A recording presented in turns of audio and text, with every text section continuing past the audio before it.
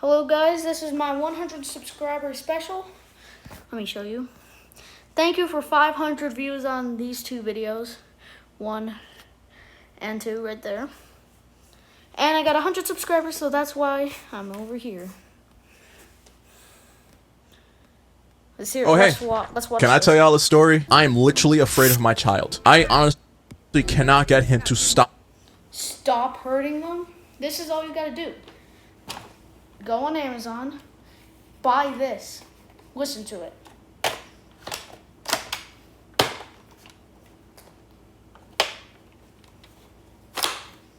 That's all you gotta do, and do this so to threaten them.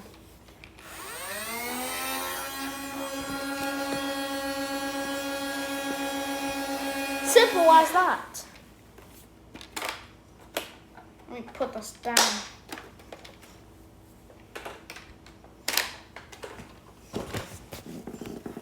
Hurting me. Obviously, the gentle no is not working. We're that couple who at restaurants people stare at and shake their heads. We don't know what we did wrong. Shut your big mouth, I hate you! I'm concerned our gentle Okay, how do you get that red? From screaming. parenting has backfired, and perhaps our baby boomer parents were God. correct. We already know abusive, narcissistic parenting ain't the right way to raise a child, but from what we see here, it seems like the literal exact opposite of that isn't the answer either. But why? What are today's parents missing that's stopping kids from growing up to be normal? Let's look at 3 I don't know, you tell me. stories of gentle parenting and find out why it's not working for most parents, and if we can save the next generation of kids before it's too late. Oh God. She had way too much ice cream.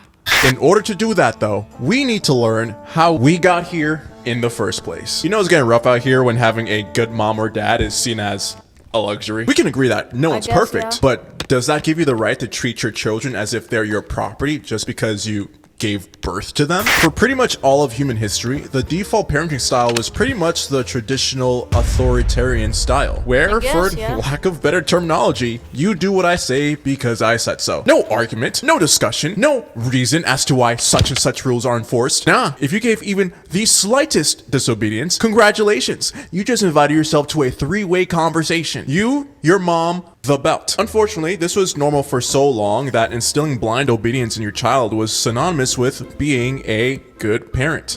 I guess, yeah.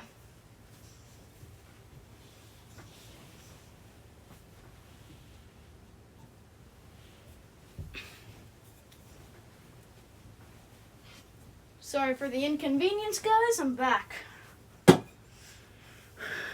Problem with this, besides, you know, raising a child soldier who's afraid to do anything because they're scared of being beaten or yelled at, is that it's actually possible for parents to take this a step further and abuse this style of parenting to feed their narcissistic and egotistical desires. How many stories of parents trying to live vicariously through their kids' successes, or mom belittling her kids to make herself feel better, do we need to hear? Or yelling or being unnecessarily cruel to their child for no other reason than they felt threatened or triggered in some way that has nothing to do with what the kid actually did. And good God almighty, look what came out of that. Low self-esteem, PTSD, From their parents yelling, yeah, I've seen. general anxiety, people pleasing. Are these the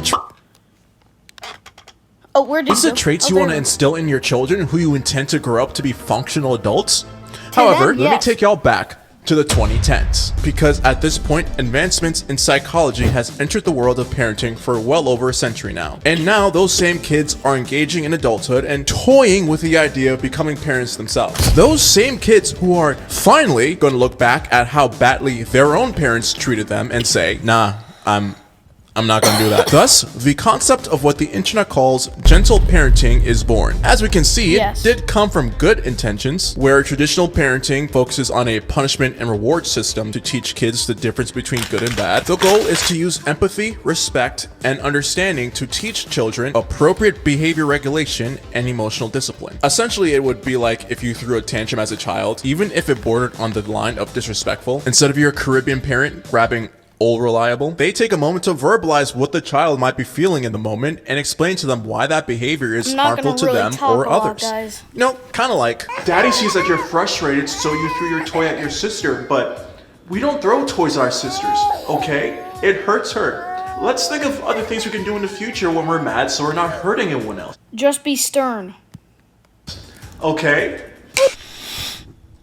And in theory, it should work, but not for Mushroom Typical 9549. Our 4-year-old daughter is creative, insanely confident, funny, sweet, and can entertain herself, but well, she can also be controlling, demanding, and basically a little Napoleon. This is what we did. For her first 2 years, we didn't use the word no, only corrected her in the positive. We explained the reason for everything. We never simply say, we are your mom or dad, and we say to do this. We almost always give her the freedom to do things alone. Even though it tests our patience, when she did have tantrums, we gave her the space to feel her emotions and only empathized, not tried to correct anything. Okay. Fast forward 4 years, our daughter can be so terrible. There have been times where our daughter is at a restaurant on the floor crying. We really don't know what we did wrong. 6 years We old. feel like we followed all the books. The only discipline we have for her is the reflection corner with toys, books, and stuffies, which we use more for a space for her to calm down. But we don't know what we're doing wrong. Now, let us think this through. Because, according to her, she's doing everything right. Not saying no, giving them the space to express their feelings. But, for some reason, they can't understand why their daughter is acting like a menace. Well, it would be easy to blame gentle parenting as a whole, right? You know, the internet's already doing it. But there is something missing from her understanding of what gentle parenting actually is. As a matter of fact, there's something missing from my own definition that I gave to you guys not too long ago. Boundaries! The common misconception about gentle parenting from both users and deniers is that they believe that boundaries don't exist at all within the parenting style. The idea that you can just allow your child to do whatever they want at any time that they please. But I get it though, right? Like, I've seen enough TikToks of kids being gentle parented, and I get why from an outside perspective it looks like their Okay. home is a free-for-all. But in reality, what it's supposed to be the actual definition is like that your you're hair. supposed to use empathy, respect, understanding, and boundaries to teach kids proper behavior. Oh, kid throwing a tantrum in public? That's cool. But shit behind going home though. Immediately, kid makes a mess and gets it on themselves? Great. Not only are you helping me clean this up, but now bath time's a few hours early. You throw a toy in my face? No more toys for the rest of the day. Children still need to know the difference between right and wrong and that actions can have consequences. Not for some arbitrary power dynamic, but how else will they grow up to be functioning adults if they're given complete freedom to react however they want just because they're upset or frustrated? Have y'all ever met an adult man-child? Screaming, Customer is always right. falling to the floor, throwing things. Okay. You know what's crazy?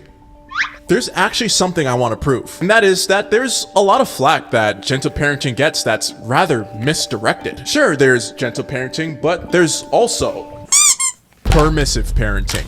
Both parenting styles, by definition, are gentle, but only one turns a toddler into Satan's greatest soldier. Permissive parenting is parenting with no structure, boundaries, or rules. They're highly responsive Avoiding and affectionate to a conflict and child's discipline. I don't emotions, know but what avoid conflict conflict is, but and I know discipline discipline out of is. fear for their child not liking them or going into a tantrum. Don't be shy, okay? There are no rules in this house. I'm not like a regular mom. I'm a cool mom. Right, Regina? Please No, stop that's talking. just a normal thing. In theory, the good thing about gentle parenting, when done correctly, is that it's not just about setting consequences and rules for the sake of rules, but many times setting the boundaries, setting the consequences and rules before the act even happens. So if they ever break said rule, they're not confused as to why they're going home early or why their Nintendo Switch is in the broom closet all of a sudden, or sometimes even explaining why the rule they set is important and how it's for their benefit. You know, like, look, Daddy understands that you don't want to go to bedtime because you were having fun, correct? You were in the middle of playtime. But see, sleep is important. That way you can wake up tomorrow morning and have enough energy to go play some more tomorrow. What part of bedtime would you like Daddy to help you with? Oh, you wish Mommy were here? So do I, kid. But with permissive parenting, the parent oftentimes cares so much about building a friendship with their kid, being seen like the good guy, that they're scared to enforce even the most basic rules that are literally for their own kid's benefit and safety. If a kid is throwing a tantrum because they want to go to the store with you, but they don't want to put on their shoes, an authoritarian parent would have threatened the belt. A gentle parent would go, well, if you can't wear your shoes, you can't come to the store with us. A permissive parent the child would have already been halfway to the store, bare toes to concrete. You can't really blame them though, not entirely at least. My theory is a lot of parents end up becoming permissive on accident, likely because they're so opposed to the authoritarian approach, wanting to leave the abusive approach behind, so desperately wanting to do the gentle approach, yet scared that they're gonna screw up, that they end up going so far to the other side of the spectrum that you actually end up being abusive again by being neglectful to their basic needs. Sure, those Okay. kids may grow up feeling very loved and very safe around their parents, but they also grow up to have a lack of self-discipline, poor social skills, very self-involved God. and self-focused, and overall, very poor decision-making skills and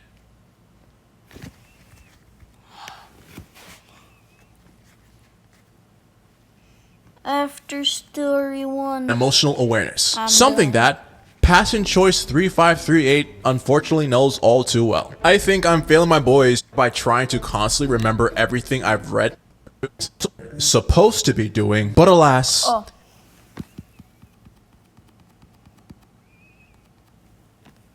Sure, those kids may grow up feeling very poor decision-making skills and emotional awareness. Something that Passion Choice 35 Alright, I think I'm gonna be done for today's video. I will see you in the next one. Goodbye. Goodbye.